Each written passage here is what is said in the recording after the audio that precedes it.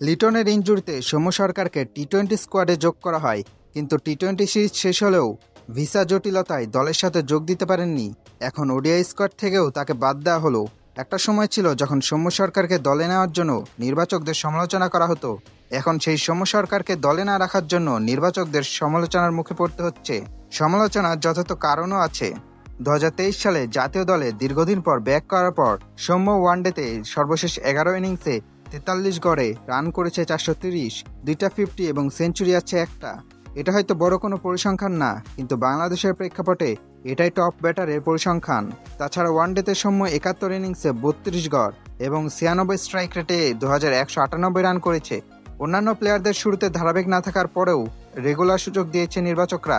তাদের মধ্যে নাজমুল হোসেন শান্ত, লিটন দাস বাংলাদেশ দলের ব্যাটিং স্তম্ভ হয়ে উঠেছে। লিটন বাংলাদেশের প্রেক্ষাপটে টি-20তে সেরা ব্যাটসম্যান। লিটন এখনও পুরোপুরি ধারাবাহিক না হলেও আমাদের টি-20 দলের ব্যাটিং স্তম্ভ হয়ে উঠেছেন। নাজমুল হোসেন শান্ত ওয়ানডে ও টেস্টে বর্তমানে বাংলাদেশের সেরা ব্যাটার। আর সৌম্যর এই অধারাবাহিকতার পেছনে বড় অবদান আছে টিম ম্যানেজ, তাই সৌম্যও একটা সুযোগ ডিজার্ভ করেন। আর সৌম্যের এই অধারাবাহিকতার পেছনে বড় অবদান আছে টিম ম্যানেজমেন্টেরও। ওয়ানডেতে তাকে ফিনিশার বানানোর ট্রাই করেছে, মিডল অর্ডারে ট্রাই করেছে, যেটা তার ক্যারিয়ারটাকে প্রায় শেষ করে দিয়েছে। দীর্ঘদিন পর ওয়ানডে দলে ব্যাক করার পর সে ওয়ার্ল্ড ক্লাস পারফরমেন্স না করলেও তার পারফরমেন্স ডিসেন্ট ছিল। স্কোয়াড থেকে ছুড়ে ফেলে দেওয়ার মতো পারফরমেন্স তিনি করেননি।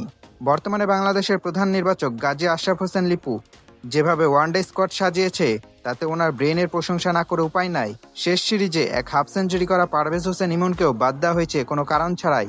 একজন উঠতি প্রতিভার প্রতি এমন আচরণ অবশ্যই বোধগম্য নয়। কিভাবে সম্ভব হয় এরকম উল্টাপাল্টা সিলেকশন করা, সেটার উত্তর একমাত্র লিপুই জানে।